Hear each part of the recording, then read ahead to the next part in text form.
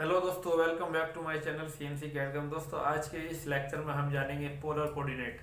ये बहुत ही इम्पोर्टेंट है क्योंकि जब भी हम बीएमसी में प्रोग्राम बनाते हैं तो इसकी काफ़ी ज़रूरत पड़ती है।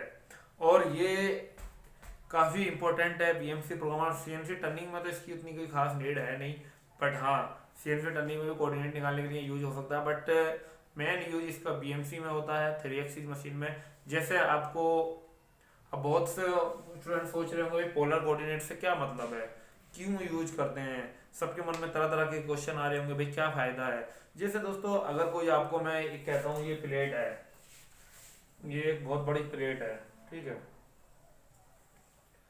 अब इस प्लेट में यहाँ पे होल करने हैं,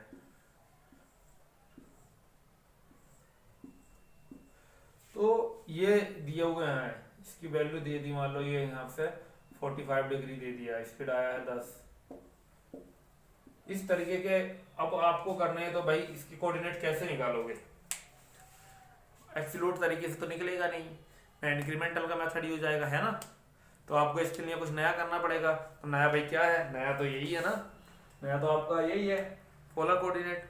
तो इसकी मदद से जो है हम कोऑर्डिनेट निकालते हैं और प्रोग्रामिंग करते हैं ताकि हमारा जो कंपोनेंट सही बन सके। इसके लिए वैसा डेफिनेशन देखने के लिए जाओगे तो बहुत सारी तरह तरह की डेफिनेशन है, किताबों में मिल जाएंगी, गूगल पे मिल जाएंगी। बट आजकल उतना नहीं, प्रैक्टिकली चीज का ज्यादा महत्व है, और जो आपको अच्छे से आए आप काम कर सको। इंडस्ट्री में भी उसी बंदे की डिमांड है। आज पे आप पे अगर क्वालिफिकेशन बहुत ज़्यादा है और आपको कुछ आता नहीं प्रैक्टिकली, तो आपकी कोई डिमांड नहीं, कोई वैल्यू नहीं है। हाँ, आपकी क्वालिफिकेशन थोड़ी बहुत कम भी है और अगर आपको सारी चीज़ें अच्छे से आती हैं तो आपको इजीली कहीं भी जॉब मिल जाएगी। कहीं भी जॉब की कमी नहीं है इंडस्ट्री में, स्किल बंदे के लिए। जो अच्छे से स्किल बंदे के अंदर है, जो जानता है सारे कामों को, उसके लिए जॉब की कमी नहीं है, और जो नहीं जानते उनके लिए जॉब कहीं है भी नहीं। तो ये सारी दोनों सिस्टम है। तो इसलिए लोग कहते हैं भाई जॉब नहीं है, अपॉर्चुनिटी नहीं है, और कुछ लोग कहते हैं बहुत जॉब है। तो यही डिफरेंस है, सबका अपना अपना परसेप्शन है, देखने का नजरिया है, किस तरीके से कौन क्या देखता है। अब इसको हम समझते हैं कोऑर्डिनेट सिस्टम में किस तरीके से इसको निकालते हैं। भाई निकालते क्या है, मेन चीज इसमें यही है कि आप ये देख लीजिए, इस तरीके से मान लीजिए ये मेरे कोऑर्डिनेट सिस्टम है, ठीक है। अब मान लो ये 2 एक्सिस पे मैं दिखा रहा हूँ आपको, जेड है, ये एक्स है। अब यहाँ पे कोई तुम्हारी बॉडी मान लो दी गई है, यहाँ से इस तरीके से,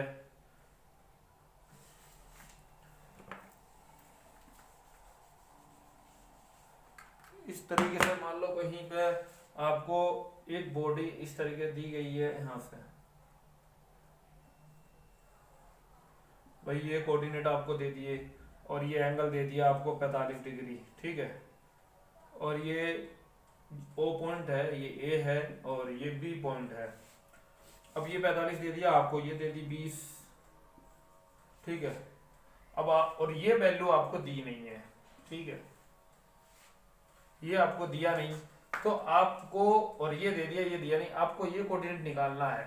तो आप कैसे निकालेंगे इस कोऑर्डिनेट को। निकालने के लिए जाहिर सी बात है, आपको ये वाली लेंथ चाहिए, ये तो यहाँ से मिल जाएगी, ये तो यहाँ से जैसा मान लीजिए x, तो मान लो 20 मिल जाएगा।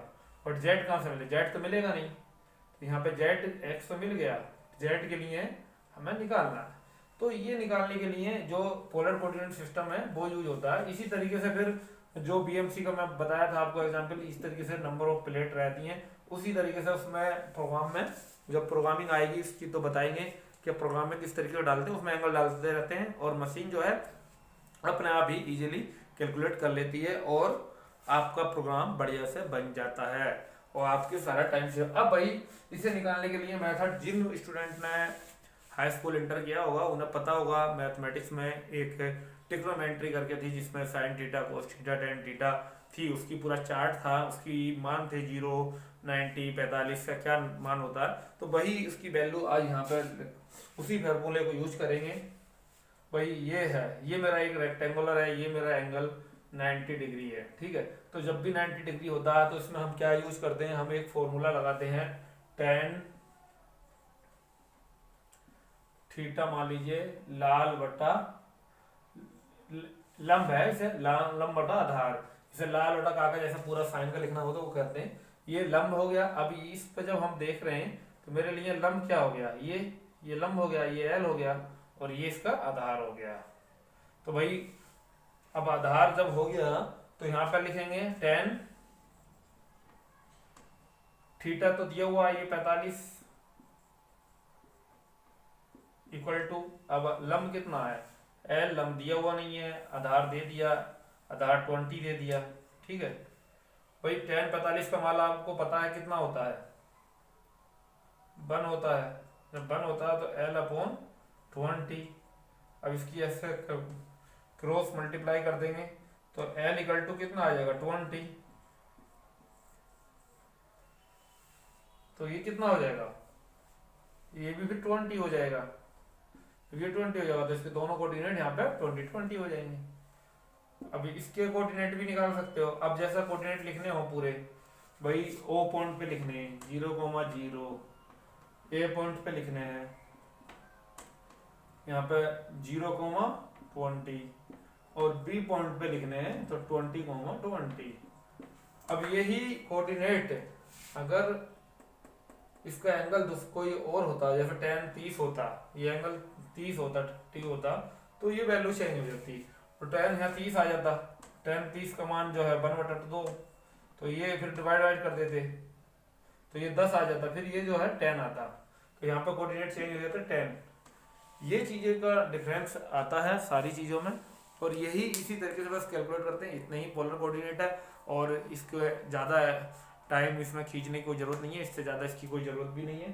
तो दोस्तों अभी तक आपने मेरा चैनल सब्सक्राइब नहीं किया तो प्लीज़ चैनल का सब्सक्राइब करें एंड बेल आइकन का बटन प्रेस करें, ताकि ऐसी ही इंपॉर्टेंट वीडियो आपको मिलती रहें। और अगर आप सॉलिड वर्क के ट्यूटोरियल देखने चाहते हैं तो लिंक डिस्क्रिप्शन में मिल जाएगा, वहाँ जाकर आप देख सकते हैं। तो दोस्तों यही था आज की वीडियो में। Thanks for watching. जय हिंद।